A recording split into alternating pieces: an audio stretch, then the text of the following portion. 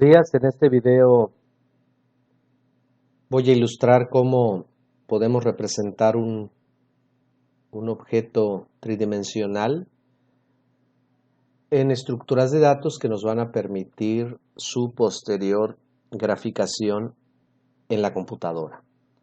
Entonces, teniendo la pieza que corresponda, en este caso se está utilizando una pieza mecánica que sería un cubo con un corte, lo que se tiene que hacer pues es definir un plano tridimensional y una tabla, la estructura de datos, que va a contener la información relativa a cómo se iría realizando el dibujo en ese plano tridimensional. El método que se está utilizando en esta representación es el método de pluma. Existen dos métodos, el de plumas y el de caras. Entonces el método de pluma es el más cercano a lo que hacemos tradicionalmente cuando estamos dibujando objetos tridimensionales en la realidad. Entonces el punto número 1 va a estar ocupado en la coordenada x0, y0 y z0. Y el valor 3 de la pluma indica que vamos a movernos, solamente movernos. Hay dos posibles valores para la pluma, el 3 y el 2. Siguiendo con el punto número 2, pues tenemos diferentes opciones para elegir. Podemos irnos a través del eje X, a través del eje Y, o podemos irnos a través del eje Z. Su servidor decide ir al eje X. Por lo tanto, el punto número 2 va a estar en la coordenada 4 en X, 0 en Y, 0 en Z, y la pluma cambia de valor a 2, lo que indica que queremos pintar, queremos graficar la línea. Bien, tenemos dos opciones, se tienen dos opciones, podemos ir con Y o podemos ir con Z. Su servidor decide ir con Z. Por lo tanto, el punto número 3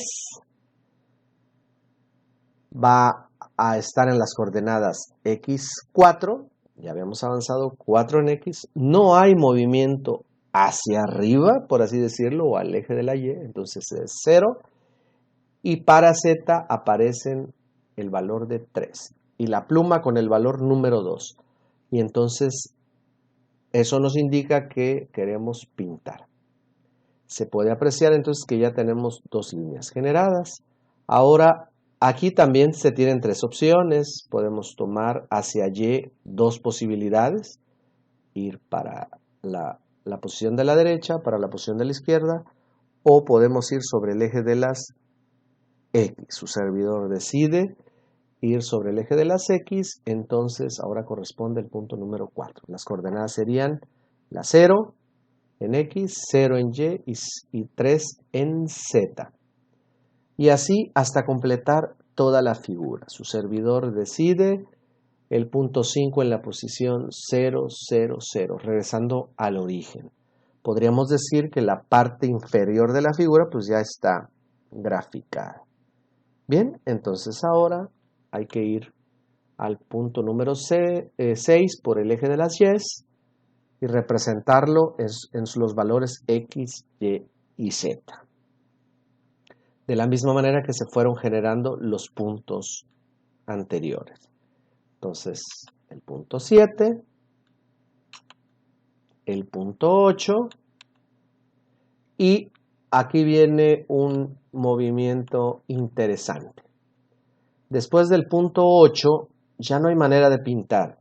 Entonces simplemente hay que movernos hacia una parte de la figura para seguir pintando. Eso hace el punto número 9. Es ir a la coordenada 4 en X, 2 en Y, 0 en Z, pero el valor de la pluma es 3, indicando que no es necesario trazar, es solamente un movimiento.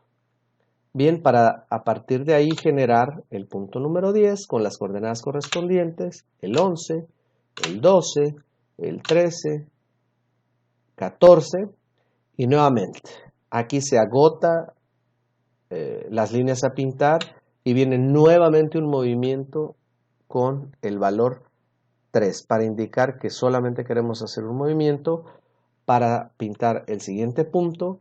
Nuevamente no hay manera de realizar un trazo, entonces el punto 17 también es un valor 3, únicamente un movimiento para dibujar la última parte de la pieza.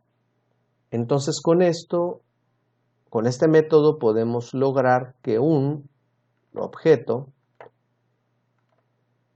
se convierta en una tabla.